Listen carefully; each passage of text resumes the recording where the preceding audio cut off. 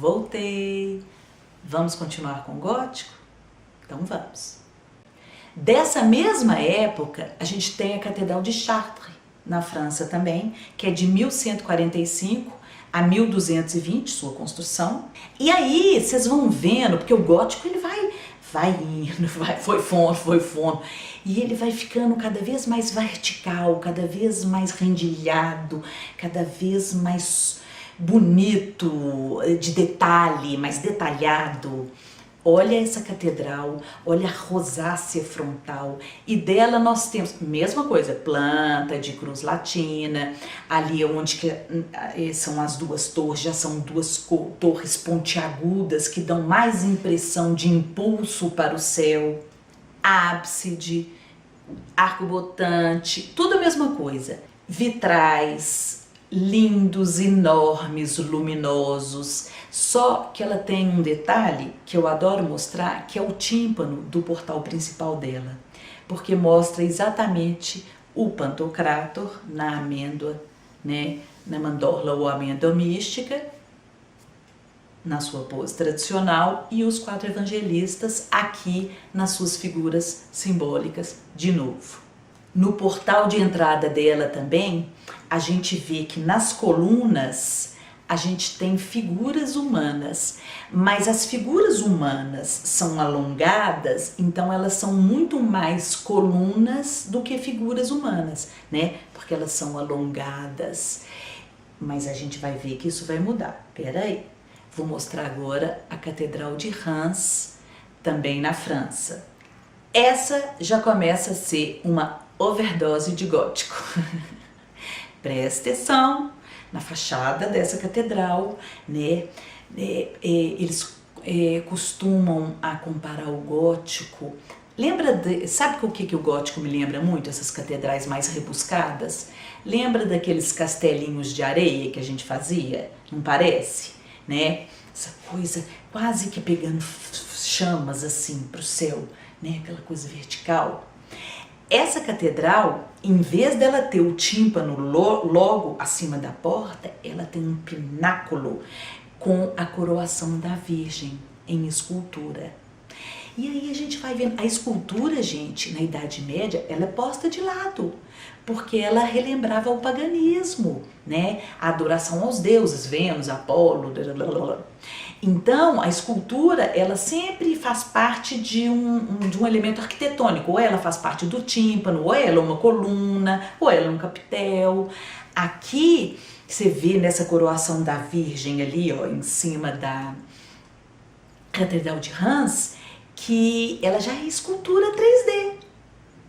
E a gente vê uma coisa nova também que é muito bacana, a coroação da Virgem. Essa é uma análise, não é uma análise minha não, mas é uma análise que eu aprendi na minha pós-graduação com um professor bacanérrimo, que é especialista em arte bizantina, então cristianismo para ele e tudo. E ele fala uma coisa muito legal. Até aqui, gente, a cultura, a religião cristã, ela é paternalista. As figuras principais são o Pai, o Filho e o Espírito Santo, ok? Só que a gente tem que pensar que a cultura, a fé bárbara é muito calcada, é muito centralizada na mulher, ela é maternalista, a figura da mulher é a principal, lá é a mãe terra. Então, a igreja cristã, ela renasce, ela revaloriza a Virgem Maria e o lugar dela na história para atrair para o seu lado os bárbaros, porque eles acham importante o valor da mulher. A cultura deles, a fé deles é maternalista, entende? Então é a mulher eleita na história cristã para conquistar, para trazer para o seu lado os bárbaros, a figura feminina, na verdade. Eu acho isso sensacional. E tem um filme que eu acho que mostra muito bem isso, que é As Brumas de Avalon. O livro é muito melhor, tá? Mas vocês têm preguiça de ler, tudo bem. As Brumas de Avalon mostram lá do Rei Arthur, na verdade, a história do Rei Arthur vista pelo lado feminino, é a ótica feminina, tá? o lado da mulher. E aí a gente vê a dificuldade de relacionamento entre um rei cristão e uma rainha, a esposa dele, que era bárbara. Então ela era de uma cultura maternalista e ele paternalista.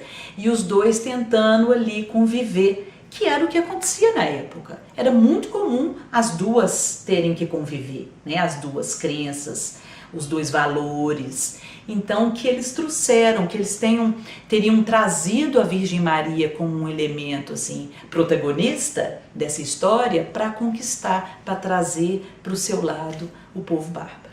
Quando vocês olham essa coroação da Virgem, o que vocês veem de diferente? Pensa um pouco, dá uma olhada nessa Virgem, na roupa dela.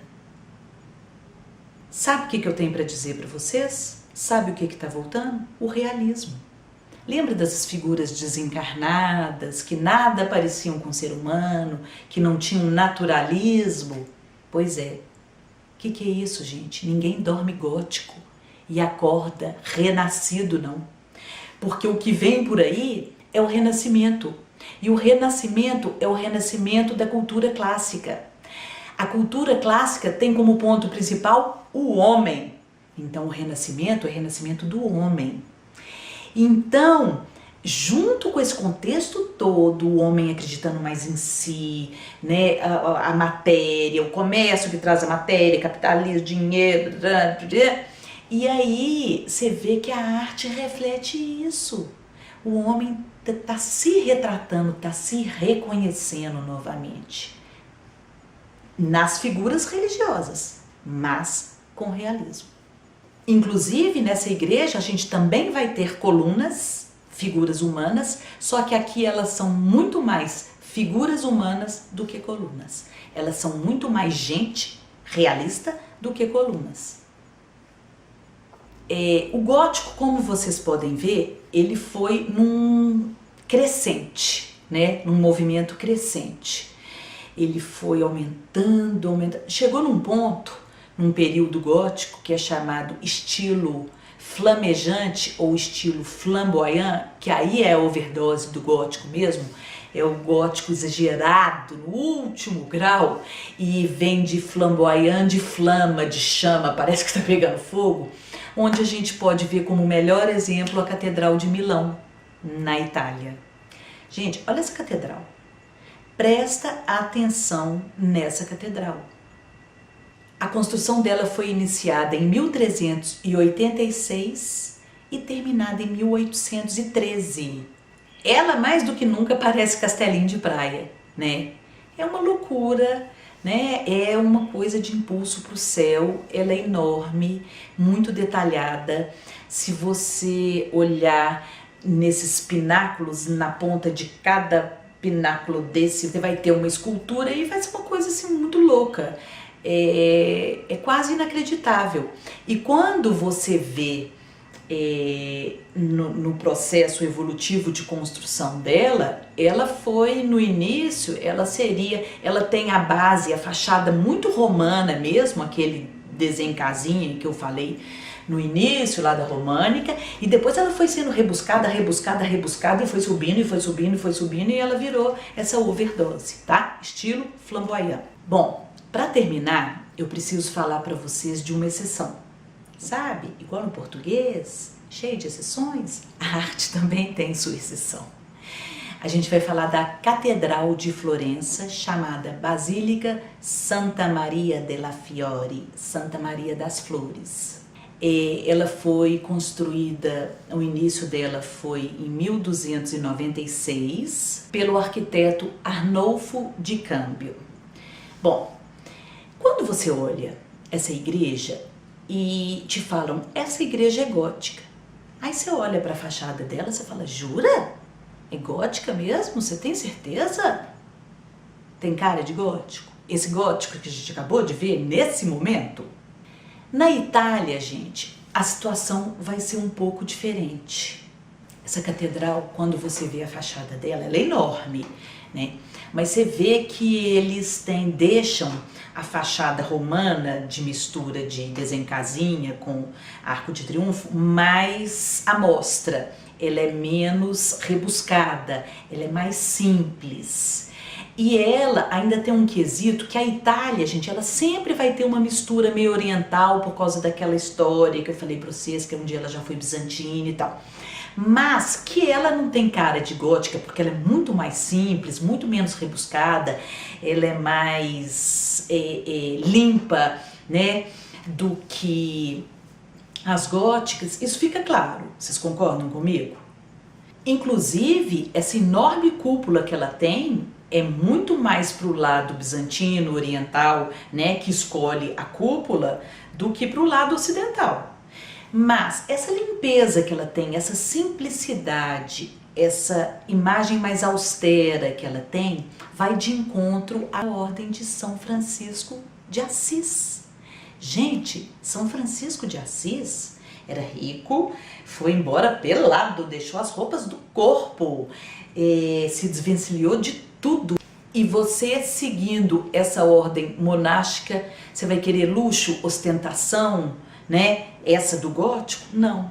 Então, na Itália, o gótico não vai pegar muito bem, porque vigorava, né, a filosofia de desprendimento, de simplicidade de São Francisco de Assis.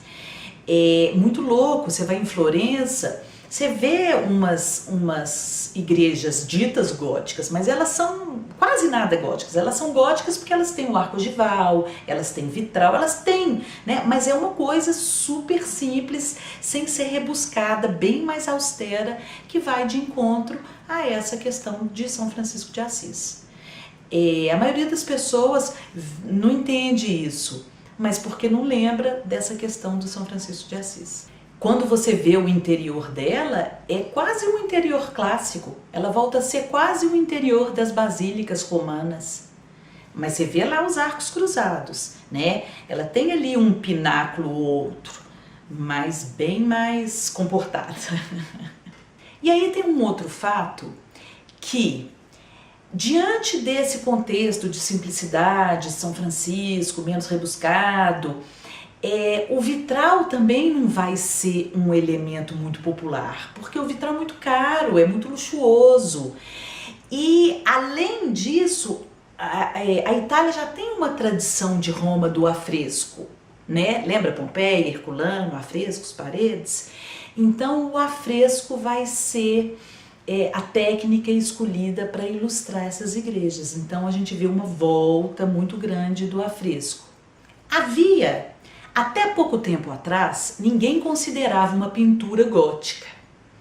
Mas hoje, na didática mais moderna, a gente já considera, principalmente nesse momento dessas igrejas na Itália. E aí, a gente pode falar de um artista chamado Cimabue, é um artista italiano, florentino, de Florença.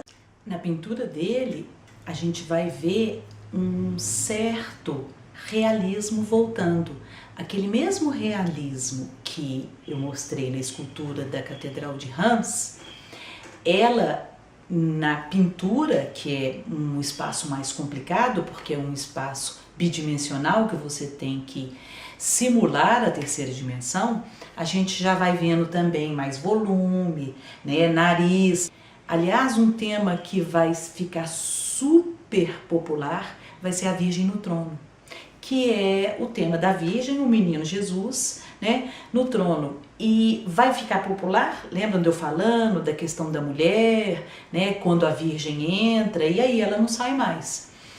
E aí a gente já vai vendo um planejamento mais com volume, né, a gente vai vendo uma representação do espaço já mais real, menos chapada, aquelas coisas mais esquemáticas, elas vão buscando, né, um certo realismo agora que a gente está vendo que é resultado, né, é tudo, é resultado de tudo, é contexto, é tudo. Inclusive ele pintou muita coisa na Basílica de São Francisco de Assis, em Assis, porque esse era um tema muito popular na época, né? Então, por exemplo, você fazia a Virgem no trono, a Virgem com o menino Jesus, os anjos e São Francisco de Assis, tá? Agora, o Cimabue, ele vai mostrar pra gente algumas influências que a Itália vai ter bizantinas, como o azul e o dourado, com umas formas mais pontiagudas, menos arredondadas, olhos amendoados. E o mais bacana disso tudo é que pode ser meu chavão, mas ninguém dorme medieval, gótico e acorda renascentista, né? O renascimento já tá aí, já tá falando, uhul, tô vindo, o homem, né? E a sua colocação, a sua importância, saindo do céu para a terra. É isso que a gente vai ver na próxima aula, que a gente vai começar o renascimento. Uhul! Temos um tanto de coisa bacana para ver, a coisa só tá esquentando. E continuo contando com vocês. Muito obrigada. Próxima aula, Renascimento. A gente se vê. Gostaram da Idade Média? Eu amo. E outra coisa, a Idade Média, a Idade das Trevas, de treva não tem nada. Nesse sentido que eu tô falando da arte, né? Porque aconteceu muita coisa ruim. A gente tem que levar em consideração a peste bubônica, que foi no século XIV, que dizimou a Europa, matou 1/3 da população, né? Realmente foi uma idade muito difícil, mas no sentido, no olhar artístico, não foi queda nenhuma, não foi mesmo.